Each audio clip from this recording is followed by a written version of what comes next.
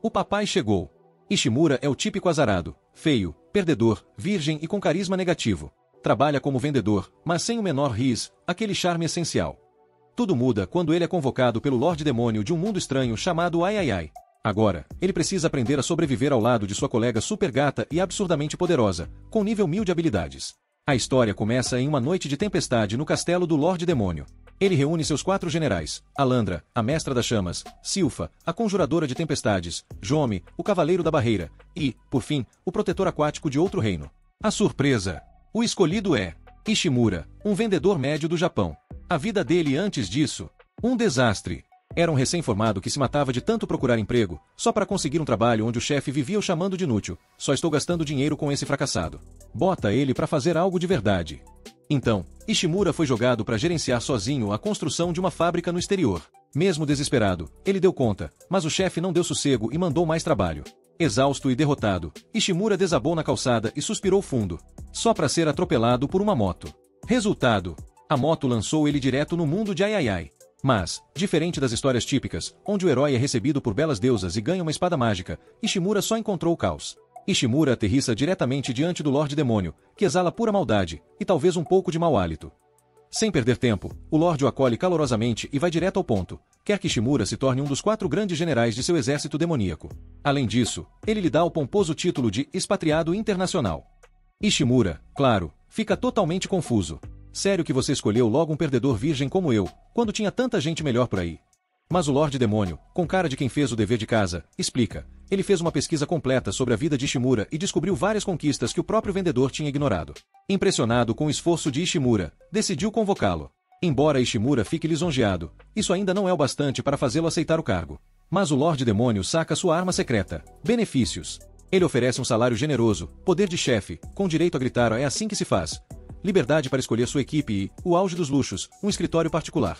Ah, mas tem mais. Se Ishimura recusar, ele será mandado de volta para o seu mundo, onde já está presumido como morto. Nenhum arranhão, claro, porque o Lorde respeita os direitos trabalhistas. Veja só, até no inferno tem compliance. Ishimura percebe que nunca terá um chefe melhor que esse, mas as lembranças de ser desvalorizado na Terra ainda o assombram. Ele, então, sugere ao Lorde Demônio que retire a oferta, achando que não é digno do cargo. Mas o Lorde, com total desprezo pela opinião dos outros, decide que a vaga é dele e pronto. O Lorde Demônio manda um recado direto: esses idiotas que nunca valorizaram o trabalho duro não sabem de nada. Ignore essa bobagem toda. Levantando-se de seu trono com toda pompa, ele promete ajudar Ishimura a desbloquear seu verdadeiro potencial e alcançar grandeza juntos nesse mundo de fantasia. Mas antes que Ishimura pudesse sequer dizer obrigado, Mandra, um dos generais, interrompe cheio de desconfiança. Como assim um humano qualquer vai servir o poderoso Lorde Demônio? Silita e Jun, os outros generais, concordam, torcendo o nariz para a decisão. Para provar que Ishimura vale alguma coisa, o Lorde Demônio ordena um teste. Porém, Mandra ignora completamente as instruções e ataca Ishimura com tudo, deixando o pobre coitado desmaiado no chão. O Lorde intervém a tempo, explicando para seus generais confusos que Ishimura é um humano comum e sem poderes. Por que, então, você escolheu esse cara? Os generais perguntam, incrédulos. O Lorde Demônio explica que o que ele valoriza em Ishimura é a inteligência, uma qualidade que aparentemente falta em todos os outros presentes. Quando Ishimura recobra consciência, ele imediatamente implora por sua vida, achando que vai virar churrasquinho pelas mãos de Alandra. Mas o Lorde o tranquiliza: meu objetivo não é usar sua força física, e sim sua mente brilhante. Quanto ao teste, o Lorde revela que é um desafio de inteligência, para mostrar por que cérebros são tão importantes quanto músculos. E mais, o plano do Lorde é construir alianças com raças próximas, e para isso ele precisa de alguém esperto no comando. O plano do Lorde Demônio de fazer alianças com salamandras e lobisomens não está indo muito bem. O motivo? Falta de bons negociadores. Para provar que Ishimura é digno de ser um dos 4 grandes, o Lorde lhe dá uma missão: convencer os Minotauros a se juntarem ao exército demoníaco, ganhando a confiança deles. Alandra, a Ruiva Ardente, literalmente, é mencionada como uma possível ajuda na missão, já que é uma ex-negociadora experiente. Mas, enquanto eles atravessam a masmorra rumo à câmara do chefe dos Minotauros, Alandra não perde a chance de provocar Ishimura, chamando-o de velhinha lenta. Ele, claro, fica intimidado e começa a duvidar que conseguirá passar no teste. Mesmo achando que é só um vendedor fracote, Ishimura se agarra à determinação. Ele se lembra dos conselhos do Lorde Demônio para ignorar as negatividades e abraça a oportunidade de mostrar seu valor. Afinal, é sua chance de finalmente trabalhar para alguém que o valorize. Quando chegam à câmara do chefe Minotauro, as portas gigantescas já são o suficiente para quase fazer Ishimura desmaiar de nervoso. Alandra, vendo a tensão, sugere que ele abra a porta sozinho, mas não perde a chance de jogar um terrorzinho. Minotauros podem ser bem agressivos, cuidado para não virar panqueca. Tremendo como vara verde, Ishimura hesita, mas sabe que não pode desistir agora. Antes de repensar suas escolhas de carreira e sair correndo, Ishimura vê a porta sendo aberta por Menra. A luz invade a sala, e ele decide ignorar seus pensamentos negativos e encarar o teste. Mas quando a porta se abre completamente, ele dá de cara com um minotauro gigante. Na hora, ele quase consegue se ver estampado no chão como um tapete de boas-vindas, exatamente como Alandra tinha descrito. Depois de respirar fundo para não entrar em pânico, Ishimura tenta manter a calma. Percebendo seu medo, Alandra se oferece para liderar as negociações. Cheia de confiança, ela avança até o Lord Terius, chefe dos Minotauros, e começa a se gabar de suas habilidades incríveis. Todo mundo acha que o sucesso é garantido, até que ela transforma a negociação em um barraco digno de feira livre. O que deveria ser uma conversa profissional vira uma gritaria absurda. Fica claro que a ruiva não entende nada de negociação. O Lord Terius, já sem paciência, expulsa todo mundo da sala com uma expressão de "chega dessa palhaçada". Tentando aliviar o constrangimento, Alandra vira para Ishimura e solta: "Olha, até que começou bem, sabe?" Claro que ninguém acredita nisso, nem Menra, que implica dizendo que o Lord Terius ouviu tudo, mas recusou porque o plano de Alandra era péssimo. Irritada, ela acusa o Minotauro de ser teimoso e de não querer mudanças, só para esconder o fracasso total da sua abordagem. Com a ruiva fora de combate, o peso da missão agora recai sobre Ishimura. Será que ele vai dar conta? Ao ouvir os barulhos furiosos do Minotauro, Ishimura decide dar o fora antes que virasse churrasco, planejando voltar com uma estratégia melhor. Assombrado pela imagem do chefe Minotauro musculoso e intimidador, ele luta para se concentrar. Mas aí, ele lembra dos tempos de salário mísero man, quando os clientes sempre diziam não antes de finalmente cederem. Inspirado, ele vira sua bebida, estufa o peito e resolve enfrentar o Minotauro com um plano. Enquanto isso, Alandra corre até o rei para contar que Ishimura tinha falhado miseravelmente. O rei, mais paciente que santo, manda ela esperar antes de dar pitaco. Quando Alandra volta à sala de Terius, encontra Ishimura segurando um saco de feno. Sim, feno. Ela olha para ele como se tivesse visto um lunático e pergunta o que diabos ele está fazendo. Ele explica, todo sério, que é para usar na negociação com Terius. Cética e com uma sobrancelha levantada, Alandra avisa que negociar com o chefe dos Minotauros é impossível. Mas Ishimura, agora um filósofo das vendas, responde com confiança: o tamanho do cliente não importa. O sucesso está em diminuir a lacuna cognitiva entre vendedor e cliente. Com essa frase digna de coach motivacional, ele pega o saco de feno e promete fazer dar certo. Alandra, que já estava acostumada com Ishimura medroso e perdido, percebe que ele agora tem confiança de sobra. Será que o feno vai funcionar? No dia seguinte, saberemos. Alandra entra furiosa na sala do Lord Terius, procurando Ishimura, já que ele sumiu a noite inteira. Quando ela vê feno espalhado por todo lado, acha que rolou alguma negociação maluca. Mas Ishimura, todo calmo, diz que Lord Terius está com o rei, finalizando o acordo. Ela fica chocada, quase cai para trás, e exige saber como ele conseguiu isso. Ishimura revela que o Lord Terius sempre esteve disposto a negociar, mas fingia dizer não só para provocar e testar Alandra. Ela, claro, sempre saía achando que tinha falhado miseravelmente. Depois de uma conversa com o rei, Terius aparece, pede desculpas pela grosseria anterior e agradece Ishimura por sua habilidade nas negociações. Num gesto solene, estende a mão para um aperto oficial e declara que Ishimura passou no teste. Como prêmio, Ishimura recebe uma pulseira dourada que o transforma no novo enviado real para assuntos internacionais. Alandra, meio a contragosto, finalmente aceita Ishimura no time, embora ainda tenha suas dúvidas. Agora, com muitas negociações pela frente, os dois partem juntos como uma dupla improvável. O rei, observando de longe, sente esperança. Talvez, só talvez, esse time meio esquisito consiga trazer grandes resultados para o reino. Para fortalecer seu exército ao máximo, o reino está pronto para tudo, e parece que Ishimura e sua trupe são a aposta final nessa missão. Denus finalmente está se acostumando com seu novo emprego de general demônio. Ele tem um escritório próprio, um chefe que não grita tanto, mas ainda está tentando entender como funciona essa coisa de ser vilão oficial. Achando que está na hora de socializar com os coleguinhas, ele vai até o quarto de Sila para se apresentar. Só que quem atende a porta é uma assistente com cara de "tô ocupada", que já manda: "O Cid tá muito ocupado para você. Volta depois." Denus sai meio desanimado, mas antes que pudesse chorar no canto, aparece Oler, toda empolgada, dizendo que o Lorde Demônio tem uma missão nova para ele. A missão? Convencer os ogros, que são basicamente os brutamontes com um exército gigante, a se unirem ao Império Demoníaco. Parece fácil, né? Só que os ogros são conhecidos por serem cabeça dura. O Lorde Demônio dá poderes quase divinos para Denus resolver isso, mas com um bônus implícito: se der ruim, você pode morrer, tá? Mundra, uma colega meio gente boa, se oferece para ir junto porque, né, ninguém quer virar lanche de ogro sozinho. Mas antes de partir, Denus decide visitar Gnome, a líder da divisão demônio que talvez tenha umas fofocas úteis sobre os ogros. Só que Mundra faz cara de passo longe, porque tem uma treta antiga com a Gnome. Enquanto Mundra vai checar as carruagens, leia-se, fugir do climão, Denus vai para o campo de treinamento onde Gnome está botando o pessoal para suar. Ele fica impressionado com o desempenho da galera, mas já tá se perguntando: será que ela vai me ajudar ou me transformar em saco de pancada? Gnome, a rainha do treinamento militar, termina de fazer os soldados suarem até a alma e finalmente dá atenção ao Denus. Quando ele pergunta sobre os ogros, ela manda real: olha, sei quase nada, mas o chefe deles, Obir, é famoso por ser o rei da encrenca. Boa sorte negociando com ele. Enquanto Denus tenta absorver a má notícia, Mundra aparece bufando atrás dele. Ele mal percebeu que ela estava ali e, claro, pergunta o que tá rolando. Mundra diz que já checou as carruagens e veio buscá-lo porque estava preocupada, mas ao ver a Gnome, começa uma briga que parece episódio de novela. Denus fica entre as duas, pensando: como é que eu fui parar no meio disso? Depois da Doutor, Denus e Mundra finalmente chegam ao castelo dos ogros. Só que na porta, os guardas mandam eles esperarem.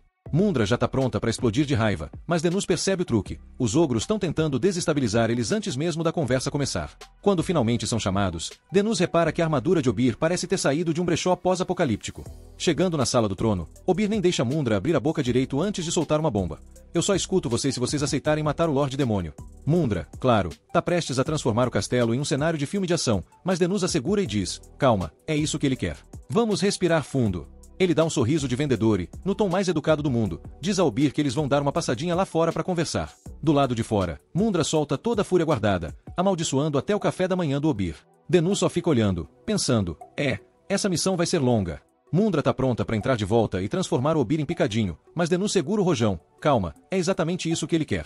O plano do ogro é provocar a gente até fazermos uma cena. Assim ele pode botar a culpa em nós e sair como o santo da história. Mundra respira fundo e decide segurar o tranco, mas ainda tá azeda com as ofensas ao Lorde Demônio. Denus também tá fervendo por dentro, mas sabe que explodir agora seria pior que pisar em armadilha de urso. Quando parece que não tem mais solução, aparece uma jovem que se apresenta como Olulu, filha de Obir. Ela diz que tem um pedido e leva Denus e Mundra para um lugar vazio no castelo que deveria ser o estoque de comida. Mas tá tão vazio quanto a geladeira de universitário no fim do mês. Olulu revela a verdade: a tribo dos ogros tá quebrada. Sem grana, sem comida e sem esperança. Denus já tinha desconfiado disso ao ver o castelo mais desanimado que segunda-feira e a armadura de Obir, que parecia ter saído de uma liquidação. A garota explica que o pai dela tá muito doente, e o estado dele é um segredo bem guardado. Por isso, fizeram Denus e Mundra esperar antes da reunião, tentando disfarçar a situação. Mas se Obir morrer do jeito que as coisas estão, a tribo vai pro buraco de vez. Ela implora pela ajuda de Denus, dizendo que a única salvação é se aliar ao exército do Lorde Demônio. Denus entende o drama, mas não deixa barato. Dá uma bronca na Olulu por ter soltado uma informação tão importante assim, sem pensar. Denus dá um sermão na Olulu: você é filha do chefe, tem que escolher melhor em quem confia. Mas Olulu insiste que Denus é confiável e solta a bomba. Ela quer casar com ele para salvar a tribo. Denus fica tão nervoso que quase tem um curto-circuito, e a Londra começa a pegar fogo, literalmente.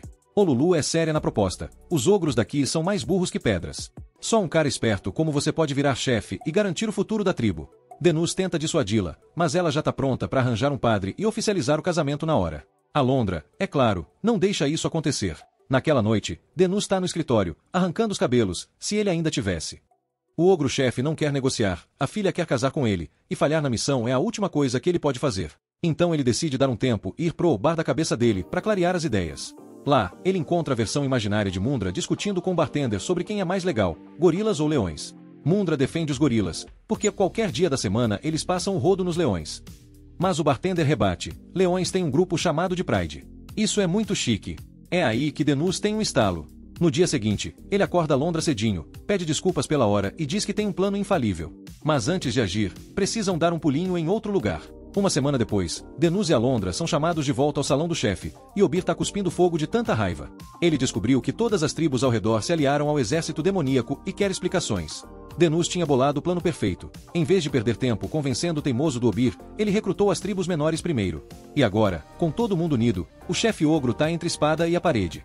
As tribos menores estavam passando fome, então foi fácil convencer todo mundo a entrar pro time do exército demoníaco. Mundra ficou chocada porque não acreditava que o plano do Denus daria tão certo. Denus, esperto como sempre, usou uma tática que aprendeu vendendo coisas na terra. Em vez de ir direto nos grandões, ele primeiro fechava com as empresas menores. Quando todo mundo já tinha comprado, os chefões vinham correndo para não ficarem para trás.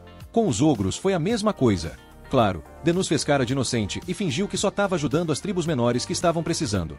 Isso só deixou Obir mais pistola, porque ele nunca aprovou essas negociações.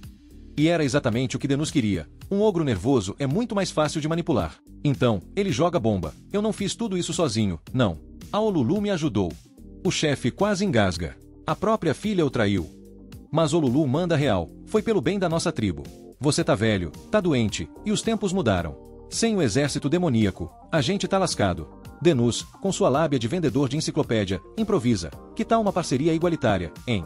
Claro que ele não mudou nada no acordo, mas a palavra igualitária faz o chefe ogro engolir o orgulho e considerar a proposta. Ele pede uns dias para pensar. Pouco tempo depois, Alondra invade o escritório de Denus toda animada. Deu certo. Obir aceitou a aliança com o exército demoníaco. Denus comemora, mas mal tem tempo para respirar. O senhor demônio ordenou que ele escolhesse um assistente, e o coitado passou dias analisando candidatos. Denus estava analisando candidatos para escolher seu assistente, mas, sinceramente, ele só queria escolher a Mundra porque ela é super confiável. O problema? Mundra entendeu errado e achou que isso era um pedido de casamento. Ficou até corada.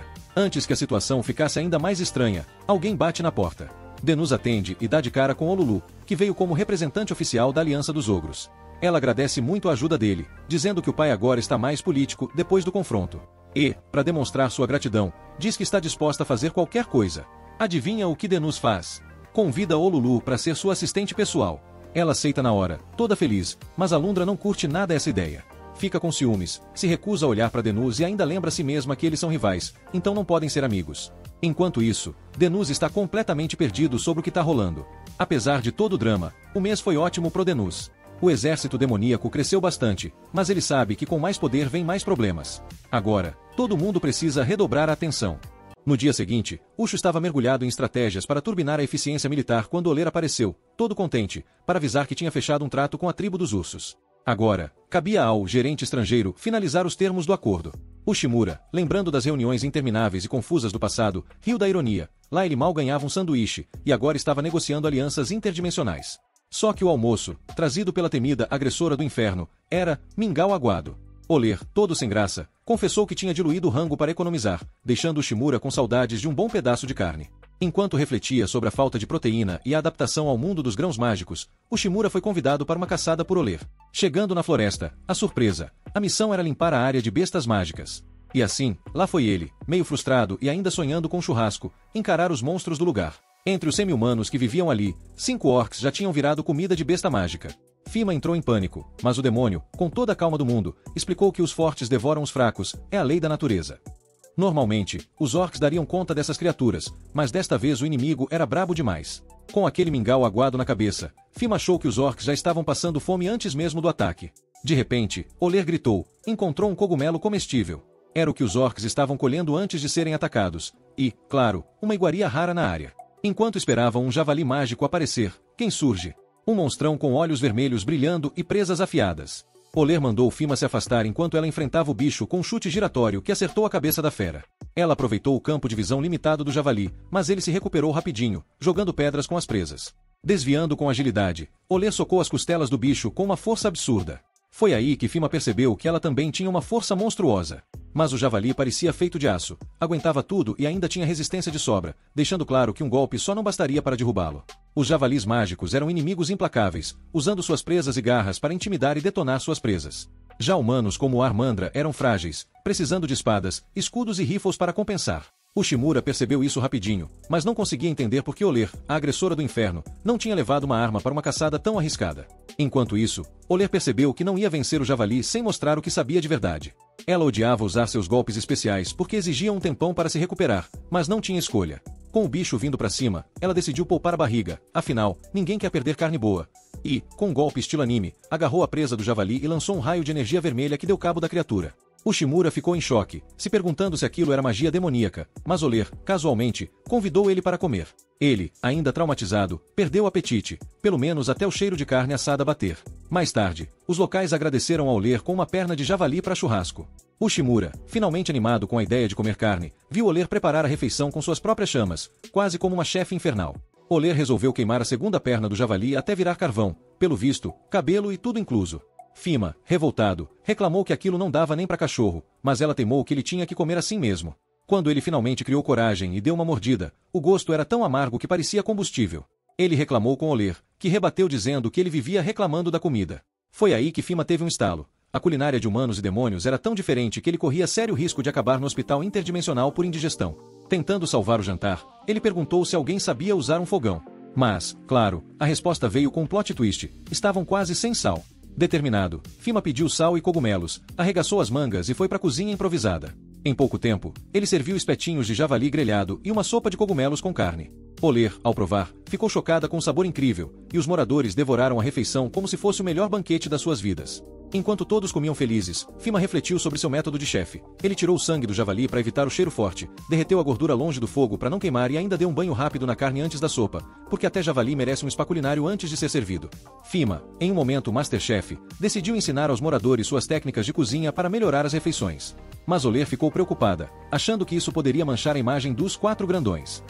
Fima discordou, dizendo que melhorar a comida era o caminho para o progresso, especialmente para uma tribo que mal tinha o que comer. Quando o sol caiu, Oler, a agressora infernal, invocou uma bola de fogo para iluminar o caminho e afastar ameaças.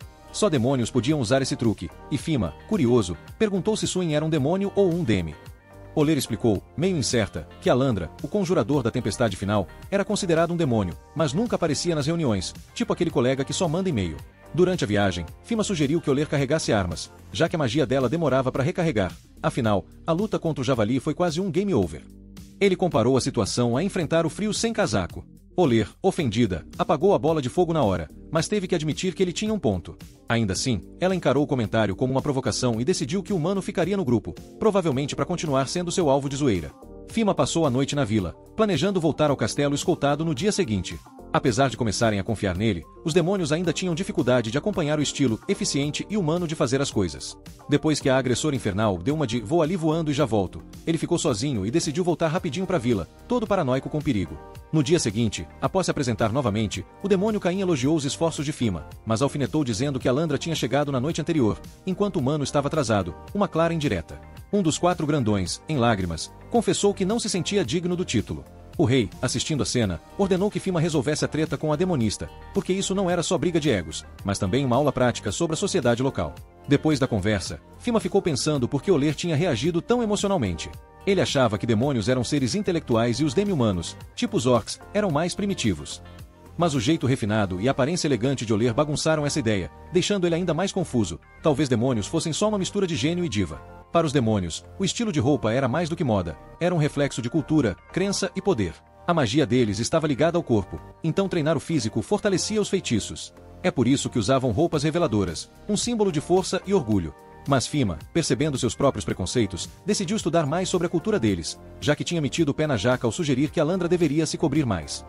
A sugestão deixou Alandra ofendidíssima, interpretando como um ataque direto ao corpo dela. Ela começou um drama digno de novela, acusando Fima de achar sua aparência horrível. Ele tentou explicar que humanos têm uma visão diferente sobre mostrar pele e que isso não tinha nada a ver com indecência, mas parecia tarde demais. A demonista estava na bad, enfiando a cara na vergonha. Lembrando de quando Fima disse que ela podia sempre falar abertamente com ele, Alandra começou a repensar tudo.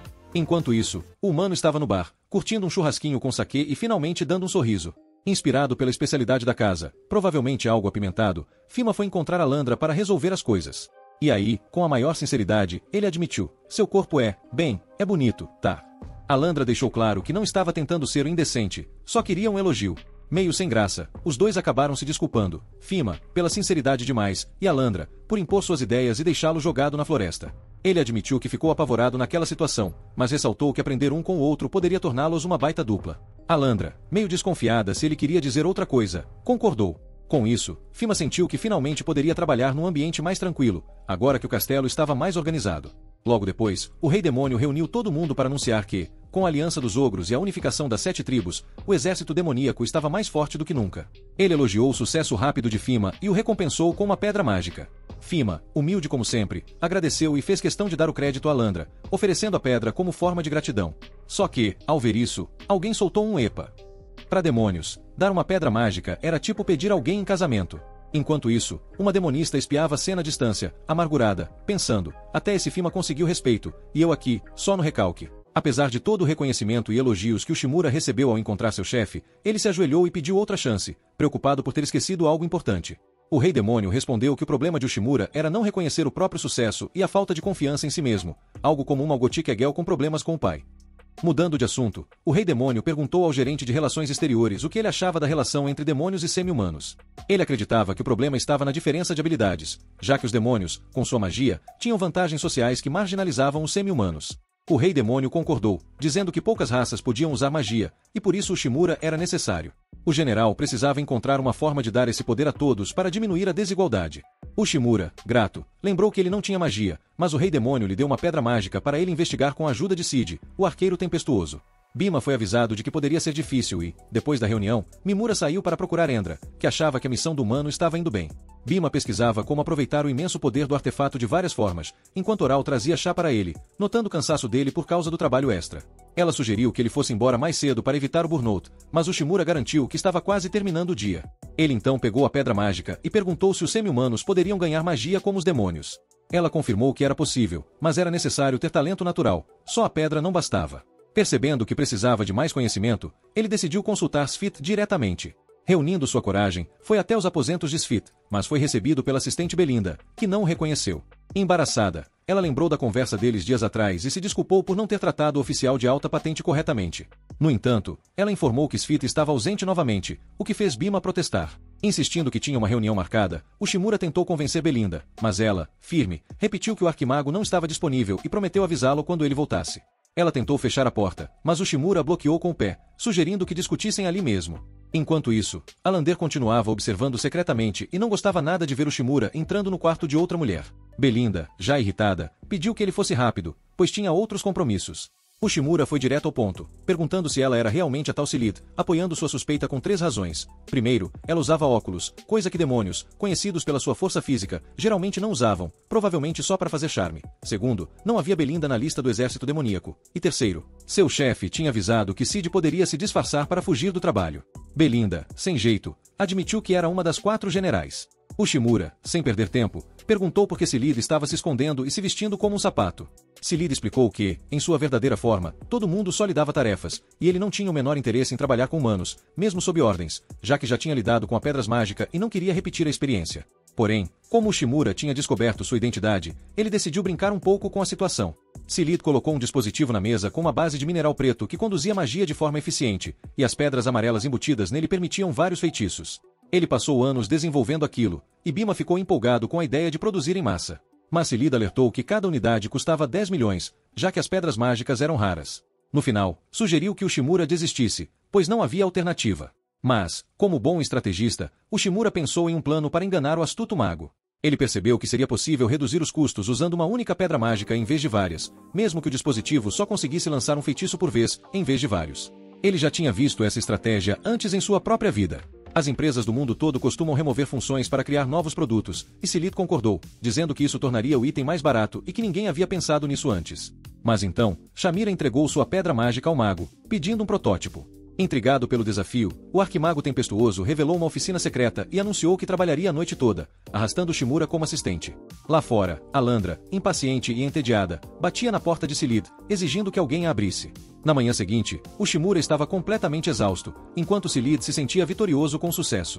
Ele chamou a nova invenção de Rosemarin, uma pedra mágica de feitiço único, agora viável para produção em massa. Mesmo sem dormir a noite inteira, o mago parecia firme, e fez Ushimura testá-la. O coitado, mal funcionando, implorou por um momento para se recuperar, e Silith generosamente lhe deu exatos 60 minutos. Exausto, Ushimura se dirigiu para a porta, na esperança de pegar uma refeição rápida e descansar, mas antes que pudesse sair, Alandra arrombou a porta com um feitiço, querendo saber o que ele estava fazendo ali a noite toda. O plano dela deu errado, porque, embora estivesse podre de cansado, Ushimura foi facilmente jogado no chão como uma boneca descartada, quase sendo achatado na hora. O demônio o sacudiu, e Ushimura, já implorando por misericórdia, quase chorando. Nesse momento, Silith apareceu, vestindo as vestes de arquimago e falando com uma voz profunda e autoritária, mandando Alandra levar a bagunça para fora. Ela quis saber onde estava a mulher, mas o mago insistiu que era só ele e Ushimura ali. No meio da confusão, Liu e Oral entraram correndo, chamando por Alandra e Ushimura. Furiosa, Alandra gritou que um imenso exército de aves estava atacando vilarejos, e o rei demônio ordenou que lidassem com isso.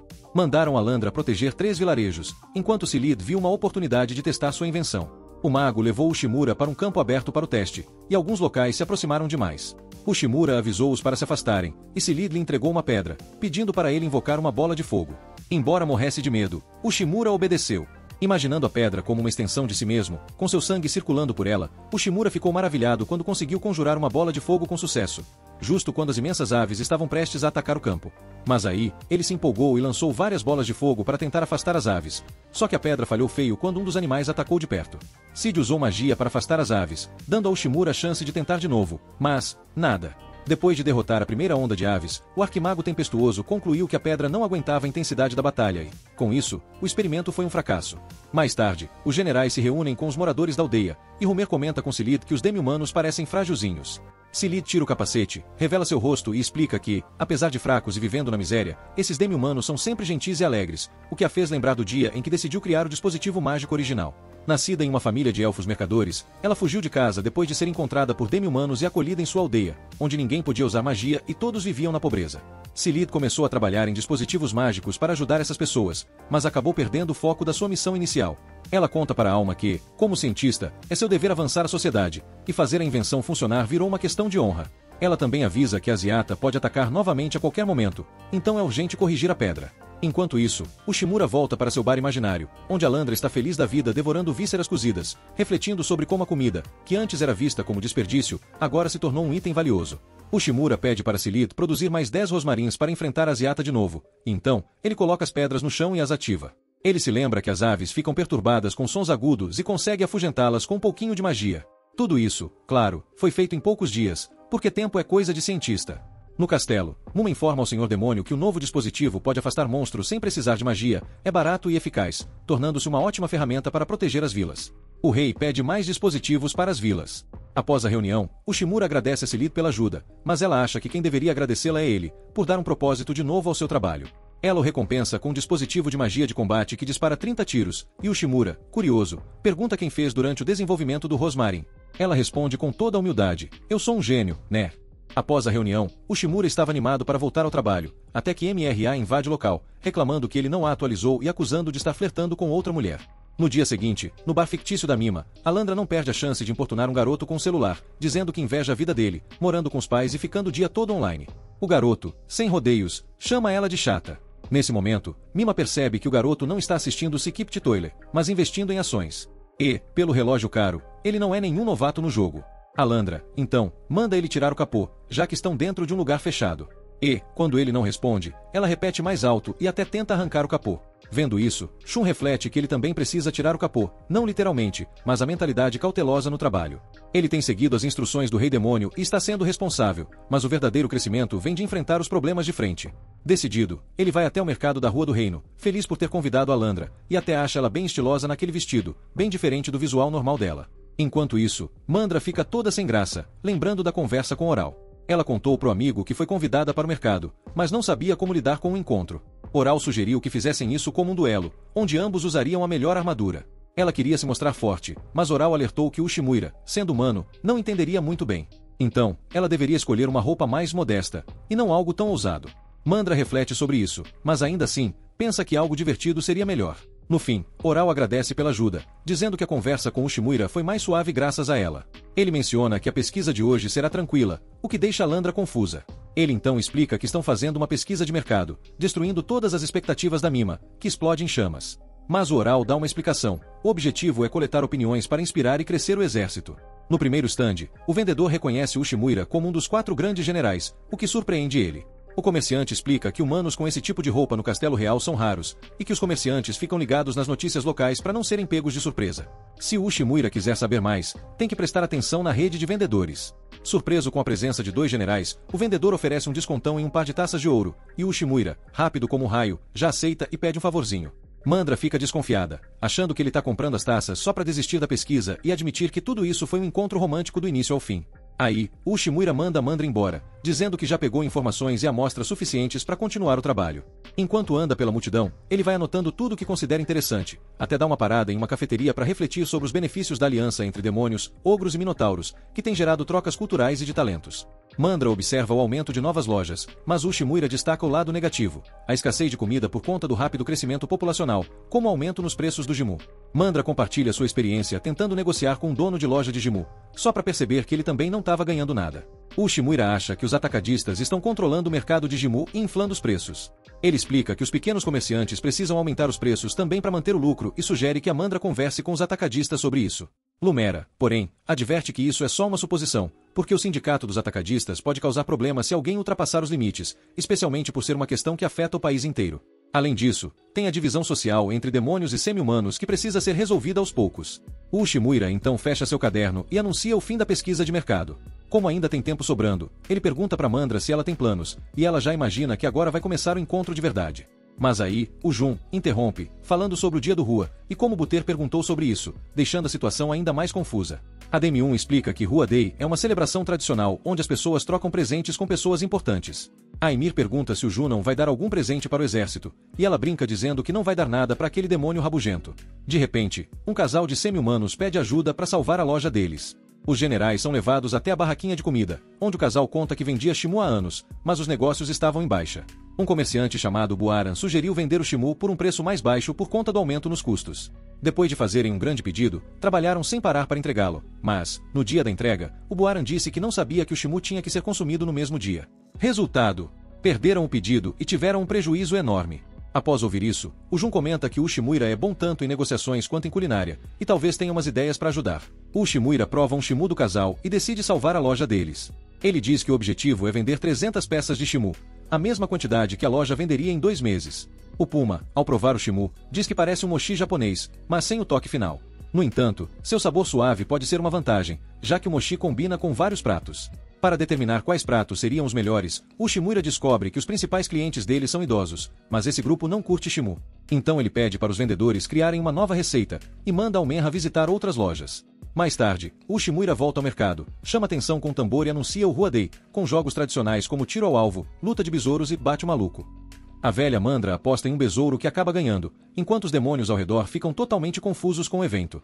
O Uchimuira, então, conta que essa tradição vem de uma velha história sobre uma linda garota e um garoto que vendia Shimu, e que se apaixonaram.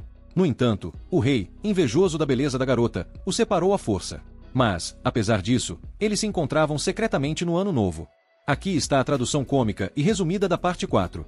Durante uma celebração do Rua Day, numa noite de lua nova, o casal de semi-humanos comeu Shimu e pediu para ficar junto para sempre. Os deuses, generosos, realizaram o desejo, abençoando-os com arco-íris e levando-os para as estrelas para viverem felizes. O Uchimuira então faz uma piadinha dizendo que hoje é lua nova e sugere que todo mundo compartilhe Shimu com seus entes queridos para ver se os desejos deles também se realizam. A galera parece curtir a ideia, e ele lembra que foi com a ajuda do Gnome e de festas como Rua Day, que combinam com o clima de Natal e Halloween, que conseguiu tanto sucesso. O Uchimuira desafia o casal a revelar a nova receita de Shimu, agora com as cores de um arco-íris, e a juventude pira com a novidade. A Mandra então percebe que, se reposicionar o público-alvo, pode aumentar as vendas, já que o tempo pode fazer isso cair. Ela começa a pensar que, com um novo público, pode até abrir uma cadeia de lojas de Shimu, fazendo o Uchimuira sonhar com a expansão. O casal agradece muito a ele e a Alandra, mas o Uchimuira é humilde e lembra que a Alandra também ajudou, promovendo a loja no evento. Só que, ao mencionar a rival, a Mandra fica um pouco irritada, porque não curte lembrar da competição. O casal presenteia o Uchimuira com uma coleção de Shimu colorido, e ele então convida a Mandra para sentar com ele. Ele revela as taças douradas que comprou mais cedo. Mandra, toda animada, pensa que esse é o momento da proposta que ela estava esperando, mas fica na dúvida. O Uchimuira, sem cerimônia, solta que o desejo dele, ao comer o Shimu, é que a próxima missão deles dê certo. Mandra, sem perder tempo, o chama de workaholic e dá uma bronca. Quando voltam para o castelo, o chefe de assuntos estrangeiros dá um relatório ao líder supremo sobre a pesquisa dele sobre uma nação vizinha chamada Terra do Ouro, famosa pelas suas minas de ouro. O chefe de assuntos estrangeiros sugere atacar a Terra do Ouro para fazer negócios, já que trocar com nações ricas é crucial para a estratégia militar. O Rei Demônio, no entanto, propõe que negociem com o Rosmarin, mas o Uchimuira não concorda, dizendo que essa tecnologia deve ficar em segredo. O líder supremo rebate, dizendo que as descobertas de Suti são únicas e quase impossíveis de replicar, e que, com talentos como o do Uchimuira, a coisa vai ser um sucesso. Mas, o Rei Demônio, com todo o seu estilo, avisa para tomar cuidado, já que a Terra do Ouro, ou o Reino da Fúria, pode ser bem perigoso. No dia seguinte, Shun fica reflexivo, lembrando que entrou no exército demoníaco há poucos meses e já está partindo para sua primeira missão oficial como um dos 4 grandes. Enquanto espera pela carruagem, Urus faz os últimos preparativos, e Alendra se oferece para escoltá-lo, avisando que o Rei Furioso, apesar de jovem e habilidoso, é notoriamente imprevisível. Dizem que ele já jogou um comerciante para crocodilo só porque vendeu mercadorias falsas. Então, melhor não vacilar. Mesmo preocupado, Urus segue sozinho. Antes de partir, o velho Demonos fica no papel de mãe coruja, levou a carteira. Se passar mal, manda parar a carruagem. E pelo amor, rejeita qualquer donzela oferecida. Horas depois, ele chega à Terra do Ouro, um reino próspero que, antes focado em exportar grãos, agora quer negociar bens de alto valor para fortalecer o exército demoníaco. Sabendo da importância da missão, Uchimuira sente o peso da responsabilidade ao se ajoelhar diante do Rei Furioso, um jovem demônio coberto de ouro dos pés à cabeça. Mas antes que Uchimuira possa se apresentar, o rei o interrompe na lata, já soltando seu nome e cargo como quem lê um crachá. Claramente ofendido, o monarca parece indignado que o general sequer achasse que ele não saberia quem ele era.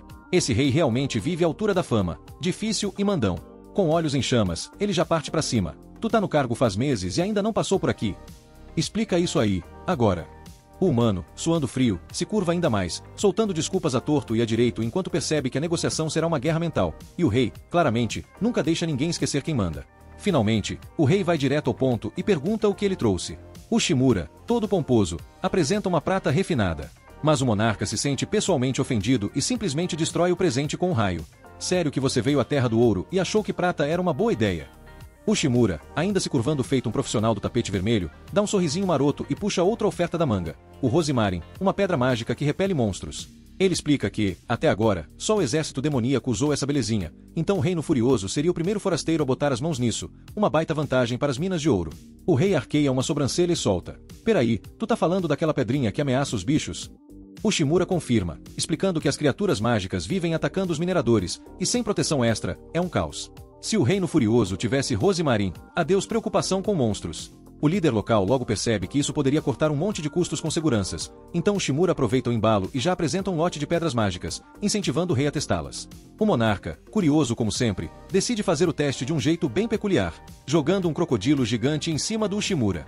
Totalmente apavorado e repensando todas as escolhas que o trouxeram até aqui, o Shimura ativa o Rosimarin, se perguntando por que esse reino prefere soltá-lo contra jacarés em vez de oferecer belas donzelas. Para sua sorte, a pedra funciona, repelindo o bicho. Só que tem um pequeno detalhe. Agora o crocodilo resolve avançar em direção ao rei. Lumera, vendo que a coisa pode desandar, já prepara uma bola de fogo, mas o rei é mais rápido e torra o bicho com um raio. Impressionado, ele finalmente admite que o Shimura tem coragem, confiança e lealdade, 3 qualidades raras em quem não quer virar churrasco. Satisfeito, o monarca decide comprar as pedras, e para mostrar que não brinca em serviço, joga uma pilha absurda de ouro na frente de Ushimura. O general, piscando para ter certeza de que não está sonhando, avisa que cada barra vale 7 milhões de G. O rei, nem aí para valores, pergunta sobre a capacidade de produção, e Ushimura, cheio de pose, garante que pode entregar 200 Rosimarin em um mês. Só que o rei é daqueles clientes que quer tudo para ontem e ordena que a entrega seja feita em uma semana. Para motivar o esforço, ele manda despejar 3 montanhas de ouro na frente de Ushimura e exige todas as pedras mágicas do exército demoníaco. Agora, o problema está nas mãos da equipe de produção. O gerente responsável tem que convencer Celida a acelerar a fabricação. Só que ela, já arrancando os cabelos, avisa que a produção do Rosimarin ainda está engatinhando e não tem como atender essa demanda absurda. Para piorar, Arquimaga alerta que forçar esse ritmo pode acabar colapsando o próprio exército demoníaco. Ou seja, Ushimura conseguiu um ótimo negócio, mas talvez tenha acabado de criar um problemão gigantesco. O exército demoníaco já conseguiu recuperar as áreas devastadas e estabilizar os recursos, então Bimur diz que agora dá para focar na produção de Rosimarin. Sem muita escolha, Celid suspira e aceita a missão, já sentindo a dor de cabeça chegando. Do nada, chega um mensageiro do Reino Furioso com outra ordem, mas sem pedras. Ushimura, que finalmente tinha sentado para relaxar no escritório, olha para o chá que Oral serviu e pensa, eu nunca tenho um minuto de paz. Oral, por outro lado, está impressionada com o sucesso dele e pergunta quanto tudo aquilo está rendendo. Ele explica que cada Rosimarin custa 500 mil G, e no total, já garantiram 150 milhões. A ogra arregala os olhos, nunca viu um humano fechar um negócio tão absurdo assim. Ushimura então revela seu truque de mestre, o efeito âncora. Basicamente, ele jogou na cara do rei uns itens de prata bem caros, já sabendo que o monarca ia destruir tudo. Isso fez com que qualquer coisa oferecida depois parecesse valiosíssima. Um golpe de mestre na arte da negociação. Oral vibra com a esperteza do general e promete que vão entregar tudo certinho.